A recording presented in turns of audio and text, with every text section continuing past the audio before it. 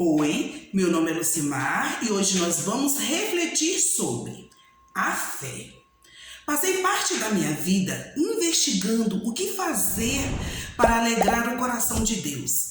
Li a Bíblia, lia livros sobre o assunto, mas tinha uma escama nos meus olhos que me fazia achar que era uma coisa impossível para uma pessoa comum como eu. Comecei a pensar que só grandes filhos de Deus conseguiriam ter tal talento. Conseguiria fazer esse intento. Daí surgiram 2 pontos. Primeiro, Deus faz acepção de pessoas? Deus é como o homem que ama um filho mais do que o outro? Segundo, existe alguma coisa que o homem pode fazer para mover o coração de Deus? Após estudar cegamente, só com o meu intelecto, sem a ajuda do Espírito Santo e nada descobrir, passei a pensar que era uma coisa alta demais para mim. Porém, antes de desistir, o Espírito Santo de Deus me revelou uma coisa que eu já sabia e até já havia lido várias vezes. A palavra revelada a mim é o que está escrito no livro de Hebreus, capítulo 11, versículo 6. Sem fé é impossível agradar a Deus, pois quem dele se aproxima precisa crer que ele existe e que recompensa aqueles que o buscam. Uau! Então o santo graal é a fé, é acreditar em Deus. Daí vem a pergunta: eu acredito em Deus? Por vezes, respondemos que sim. E por vezes, ao prestarmos atenção em nossas atitudes diante de problemas, percebemos que a resposta deveria ser não. Pois, se acreditamos em Deus, por que desesperamos quando o dia mal chega? Por que então tememos o dia de amanhã? Por que tememos morrer quando adoecemos? Se iremos morar com Deus? Se estamos nos preparando a vida inteira para ir morar com Deus? Fé é uma palavra pequena, porém envolve grandes coisas em todas as áreas da nossa vida. Confiar é muito mais do que acreditar. É fazer como uma criança que pula de uma altura no braço do pai, com a certeza que ele vai conseguir segurá-la, protegê-la de tudo.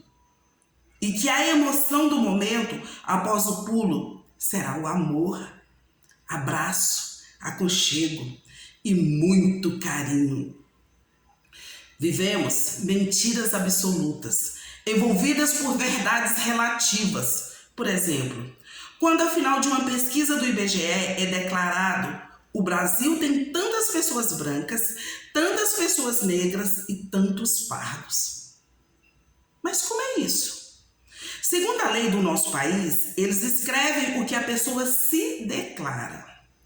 Porém, se pensarmos bem, podemos declarar o que quisermos, ou o que nosso sentimento de medo, de proteção, de racismo ou aceitação nos manda declarar. Pegarei eu mesma como exemplo. Eu me declaro da raça negra. Sou filha de uma mãe da dita raça branca e um pai da dita raça negra. Então, como me declaro? Por que me declaro da raça negra?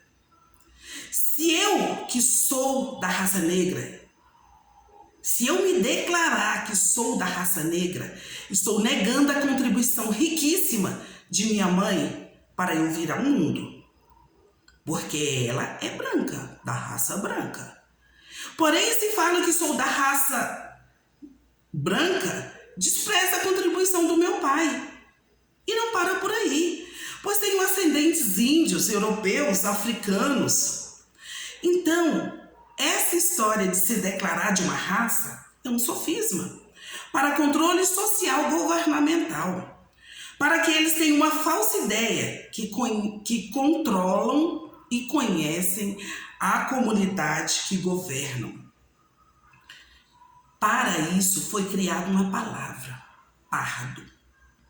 Vocês já viram que várias pessoas se declaram pardo? Mas o que é o pardo? Segundo o Instituto Brasileiro de Geografia e Estatística, o IBGE, é um termo usado para configurar um dos 5 grupos de cor ou raça que compõem a população brasileira, junto com brancos, pretos, amarelos e indígenas. Sendo que é usado para referir-se a pessoas brasileiras com variadas ascendências étnicas, segundo o manual do IBGE, que esse termo define. Pessoas com uma mistura de cores de pele, seja da raça branca, raça negra, mulato, seja da raça branca com ameríndio, caboclo, seja da raça negra com ameríndio, cafuso ou mestiço. Prefiro pensar que não existem raças, etnias, povos distintos, pois somos todos criaturas divinas, que por desobedecer ao seu Criador, fomos nos misturando, até o ponto de não haver mais como separar um DNA puro. Pode ser que não haja mais nenhum ser humano da Terra que não tenha o sangue misturado com outro. Somos todos cidadãos dos céus, que vieram à Terra por um tempo e se perderam ao meio de tanta beleza da mesma. Então, começamos a cometer as maiores atrocidades, tentando capturar um pouco desta beleza para nós mesmos.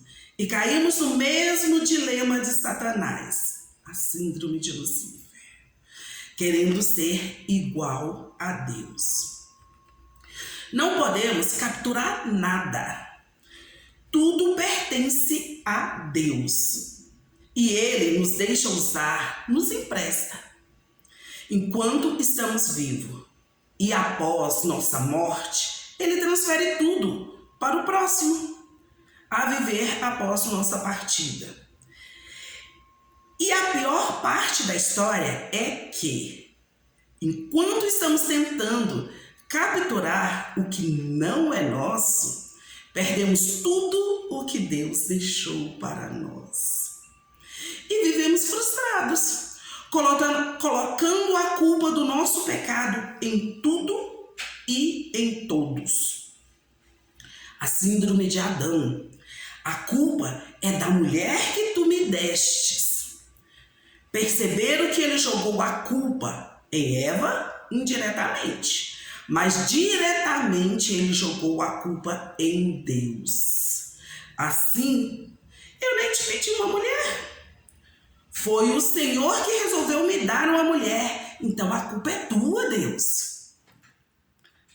Só não somos fuzilados por Deus ao ter esse tipo de pensamento devido à generosidade divina. Deus, o nosso Deus, Ele é tão santo que em vez de nos fuzilar por tamanha ousadia, Ele resolveu trabalhar conosco. Ele, em sua soberania, resolveu nos amar, resolveu nos dar um amor tão profundo que jogou todos os nossos pecados no mar do esquecimento. Porque Deus amou o mundo de tal maneira que deu seu Filho unigênito para que todo aquele que nele crê não pereça, mas tenha vida eterna. Isso está escrito no livro de João, no capítulo 3, no versículo 16. Isso nos deixa confuso. Por que alguém amaria quem só lhe fez mal? Por que alguém amaria pessoas rebeldes, desrespeitosas, que falam mal de tudo e de todos, que não respeitam a própria vida, vivem enfiando tudo que não presta na boca adentro, mesmo já sabendo ou tendo ouvido falar que isso vai lhe fazer mal. Mesmo assim, comemos, bebemos, aspiramos, injetamos substâncias nocivas a nós mesmos e esperamos que o mesmo Deus que o acusamos de ter criado alguém para nos fazer pecar, venha e nos salve. Salvar de quê? Das nossas próprias atitudes, do envenenamento que nós mesmos causamos a nós. Agimos como se Deus fosse nosso mordomo, ou até mesmo nosso escravo, pois fazemos asneiras pós asneiras, e esperamos que ele venha atrás de nós, organizando a bagunça que nós estamos deixando para trás. Como o nosso Deus é perfeito e conhece a criatura que ele fez, ele vai nos dando corda, vai nos deixando viver a vida como queremos, até que enchemos o cálice de sua ira. E aí ele derrama sobre nós o fruto dos nossos próprios pecados. A grande cidade foi dividida em 3 partes, e as cidades das nações se desmoronaram. Deus lembrou-se da grande Babilônia e lhe deu o cálice do vinho do furor da sua ira. Isso está escrito em Apocalipse, capítulo 16, versículo 19. Deus não se vinga e nem quer que nenhum de nós sofra. Porém, a lei da semeadura é certa, como diz o velho ditado: quem planta vento, colhe tempestade. Ou seja, quem planta pecado, colhe o fruto do pecado, que é a morte. Como está escrito em Romanos capítulo 6, versículo 23. Porque o salário do pecado é a morte, mas o dom gratuito de Deus é a vida eterna em Cristo Jesus, nosso Senhor. Morte em vida é pior do que a própria morte, pois viver longe do Espírito Santo de Deus, viver sem a paz que Ele nos concede, do conselho que Ele nos dá, sem ter Ele como nosso guia e protetor, é morte em vida. Seria um desespero total. A pessoa se sente devedora do próprio passado, sem presente e com um futuro sombrio pela frente, sem esperança, sem sabedoria, sem amor, sem paz. Se isso é vida para vocês, para mim não é. Por isso que Jesus Cristo nos disse: o ladrão não veio senão a roubar, a matar e a destruir. Eu vim para que tenha vida e a tenha com abundância. Isso está escrito em João capítulo 10, versículo 10. Jesus é vida e Ele promete nos dar vida e vida com abundância. Segundo o dicionário da língua portuguesa, a palavra abundância é substantivo feminino que significa de quantidade excessiva, grande porção, exagero, fortuna. Então Jesus veio para nos dar vida com abundância. Jesus veio nos dar abundância de alimentos, de pessoas, de amigos, de parentes, abundância de paz, abundância de amor, abundância de proteção, abundância de bens. Se não temos abundância, é porque estamos vivendo longe de Jesus Cristo. Disse-lhe Jesus: eu sou o caminho, a verdade e a vida. Ninguém vem ao Pai senão por mim. Isso está escrito em João capítulo 14, versículo 6. A generosidade divina é amar quem não merece, cuidar de quem te acusa, abundar vidas que não teriam a menor condição de ter abundância. mas que por acreditar em Jesus Cristo conquistou esse direito, pela justificação que o próprio Jesus faz de nós perante Deus. Que Deus te conceda a paz.